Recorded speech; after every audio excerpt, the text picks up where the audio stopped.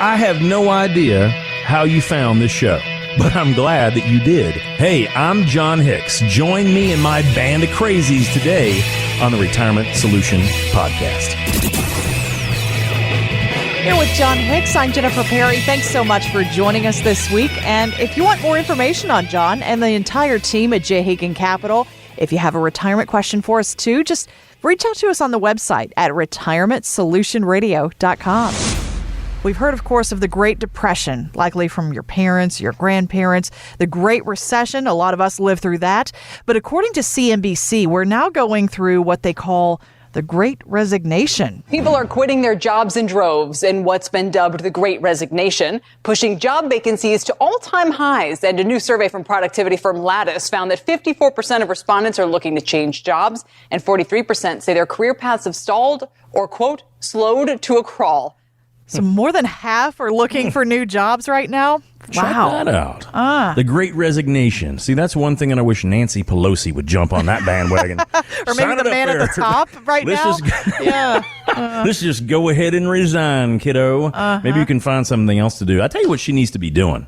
She needs to be going out there in San Francisco, where you just came back from. Yes. And cleaning up all the urine in all the streets. Please, because I love the city, but not anymore. See, when you told me what it was like when you went, I was like, I have zero desire to ever go there again. No. That's terrible. That's terrible. Yeah. No, but the Great Resignation, people are basically wanting different jobs or wanting to get out of the workforce completely. Mm-hmm. Maybe you're one of those people out there. Maybe I'm one of those people today.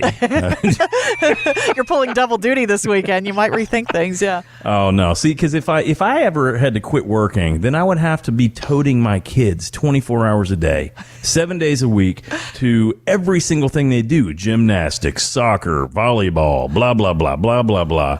It would be a full-time job. It is. And for my wife, it is. And so that's why she looks at me and says, I see what's going on here. You're now working, you're now doing radio 2 days a week on the weekend. I know what this means. I'm the one responsible for carpool, John. I'm like, I told you not to sign up for carpool. I told her this. But anyway, that's how it goes. No, but how many of us out there do want to change things up, either because we want more work-life balance or we want less work, period?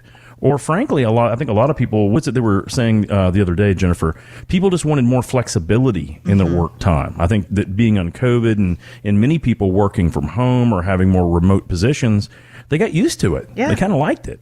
And now that a lot of employers have ramped back up, some of those flexible situations, they're not at the current companies. Mm-hmm. So when you think about this, I think that is really interesting. And one of the things I want to talk about here is, can you hang it up a little early, or can you take a pay cut just so that you're happier with your day-to-day life?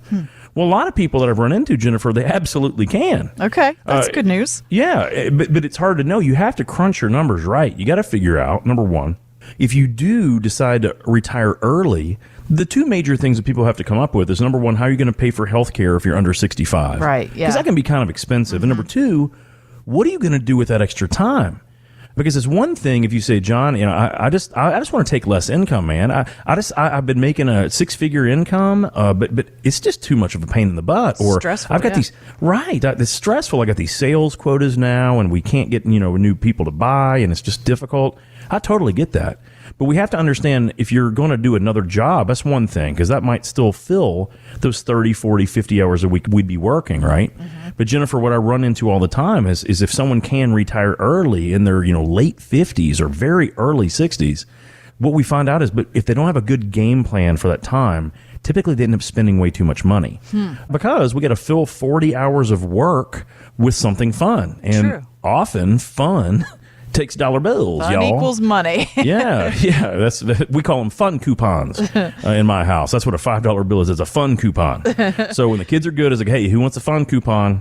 And of course now they're like, Dad, $5 is not enough. I can't even get enough road bucks with $5. I mean, what is this? Half of a lick of a Dairy Queen Blizzard, buddy?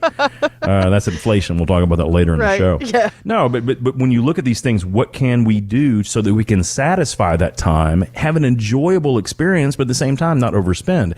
Those two things require some real serious number crunching, and sometimes it's better to have some outside guidance helping you with that, whether it's someone at our firm or another fiduciary based advisor. The whole idea is that some people, they say, well, John, I had no idea I could have retired 4 years ago. Well, how come you didn't know that? I didn't run the numbers. Well, right. So if you think you want to retire, here's my suggestion. Run your numbers. Yeah. Find out if you do retire early, what concessions do you have to make? Some people, they're like, oh man, I just got to spend $600 less a month. Easy. We spend over $2,000 eating out a month right now. That'd be nothing to it. Fair enough. Other people say, well, my goodness, I don't even have to sacrifice anything because I can turn on my Social Security. I can turn on my pension at 62. That actually is more than what I thought I was going to have coming in. Man, let's do it. Do it, yeah. So the only thing they got to come up with is how are they going to pay for those healthcare costs for a while? And often, Jennifer, if you have a spouse that's still working, see, you still may be able to be on their health care for a while, and that takes care of some of that issue. So the point that I would make is, if this is going to be the Great Resignation, why don't we just make sure we're going out in a bang, right? Not in a fizzle. So let's make sure we know what we're doing, and if we do retire early, let's have some fun with that, right? Yeah. So the best way to have the most fun is to optimize our savings. So if you want to know how to optimize your savings, I suggest you start crunching those numbers, guys. And that Great Resignation that we're seeing, you've been talking about it for months here on this show, John. A lot of those people resigning, I'm not sure who they resigned to because they own the business, but our small business owners out there, you're seeing a lot of those people right now say, you know what? I've had enough. I can't do this anymore. Is that a little bit more complicated, helping them figure out their math? Sometimes it is. It just depends on what you have to unwind, right?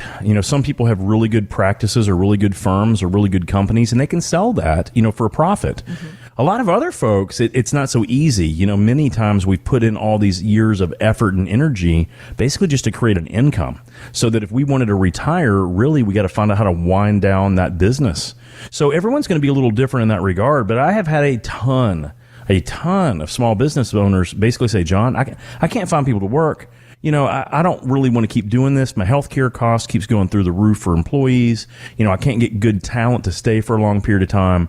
Hey, if I hang this thing up, man, can I do it? Is it going to work for me? And so what I would say is it's no more complicated to do it. The question is that does your company, does your business, does it have an actual value with you not in it? And that's one of those things where I always say, hey, if we know we have a 3 to 5 year window before you're going to hang it up, if you're a small business owner, hey, come talk to me. Because that's one of those situations where we might be able to find out how your exit strategy equals many more zeros on a check someone will strike to you. We actually had a lady that came in a couple months ago, and she was getting ready to sell her business, and she thought, man, I'm going to not be able to get much out of it. Well, we were able to negotiate a little over $350,000 sale of her business. She thought she was going to only be able to get maybe 70 or 80 grand out of it, and then some of the business assets. Well, it's just simply because we looked at how to design an exit strategy that would give her value to then show someone else. And we were lucky it happened in a very short period of time. It's rare that you find a buyer that quickly. Yeah. But if you do that, guys, you think that an extra $300,000 would help your retirement goals? Yes. Well, it certainly is going to help hers. Yeah. And so that's the whole thing. If you know that you might want out, a lot of people don't know how to sell their business or to wind it down or to create that exit strategy. That's what a good skilled fiduciary advisor can help you do sometimes. So I would suggest seeking that out. Thanks for listening. Want more from John? Find us online at retirementsolutionradio.com. The opinions expressed in this program are for general informational purposes only and not intended to provide specific advice or recommendations for any individual or any specific security. To determine which investments may be appropriate for you, consult your financial advisor prior to investing. Any past performance discussed during this program is no guarantee of future results. J. Hagan Capital is a registered investment advisor. To find out if John Hicks is licensed in your state, please call 502-690-5635. J. Hagan Capital Incorporated is not affiliated with nor endorsed by the Social Security Administration or any other government agency and does not provide legal advice. Annuity guarantees are subject to the claims paying ability of the issuing insurance company. By contacting us, you may be provided with information about insurance products and annuities offered through John Hicks. Kentucky Insurance License Number 998827.